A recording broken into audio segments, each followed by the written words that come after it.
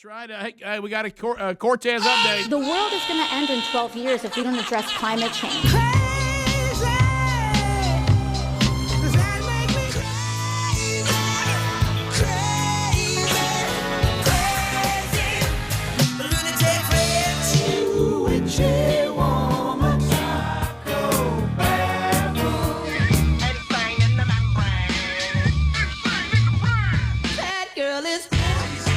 She got them realtor eyes. I can always tell by realtor eyes. She got them. They're coming to take me away, ha-ha. They're coming to take me away. Cassio, Kid, Cortez. Farm where life is beautiful all the time, and I'll be happy to see those nice young men in their clean white coats, and they're coming to take me away.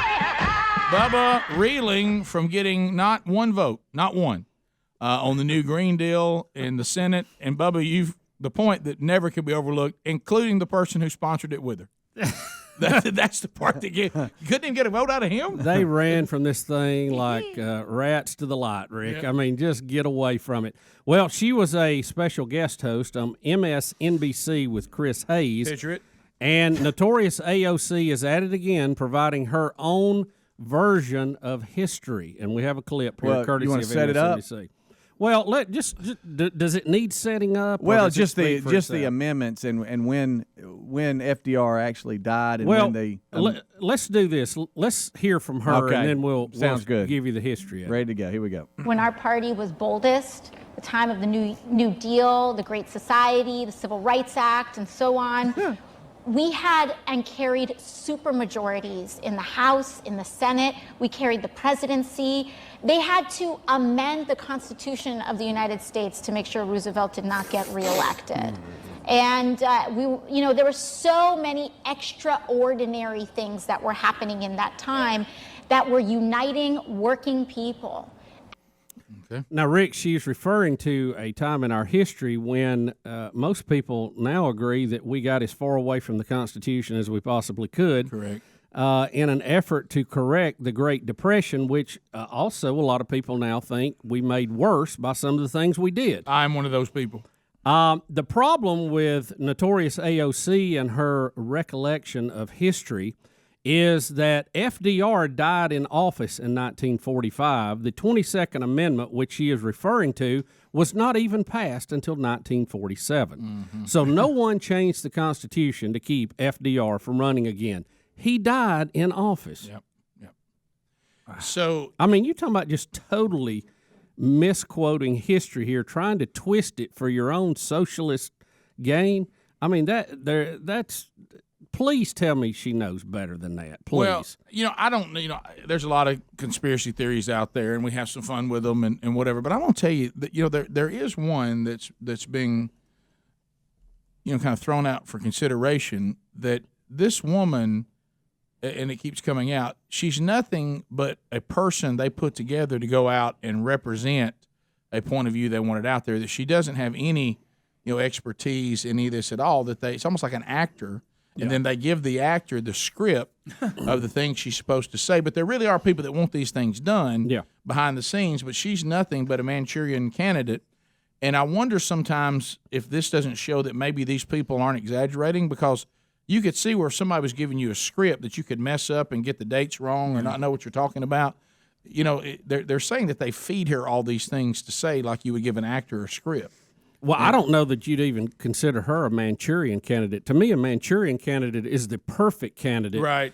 Who's moonlighting or a Trojan horse. I think she is some accidental thing that happened in a district, and now she's been pushed into the front stage, and I think the leaders of the Democratic Party are in an absolute panic about it. So you're describing more of the Dr. Frankenstein. It's alive. Yeah, it really is. It's alive.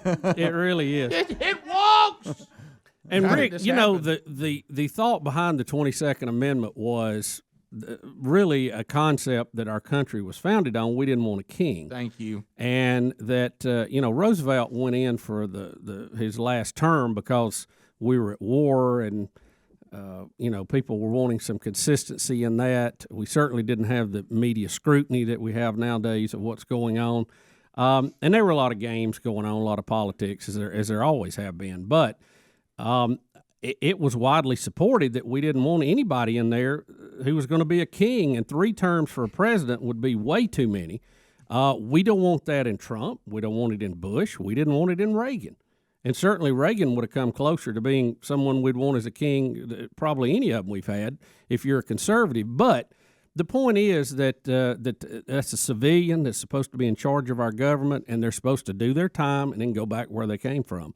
And that was the concept of our we the people will rule ourselves.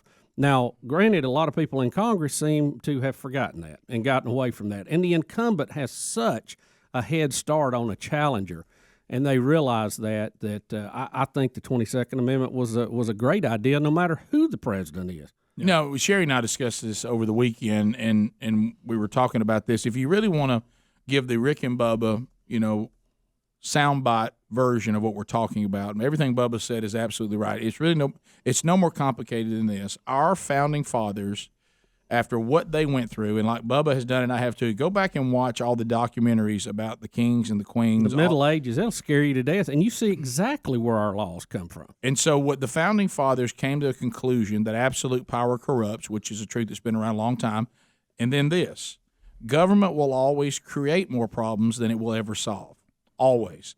And they said, so here's what we need to do. But certainly we looked at Romans 13 and see that, because whether you like it or not, there were Judeo-Christian principles that were being applied by these men, even those who might have had different beliefs than some of the Christians.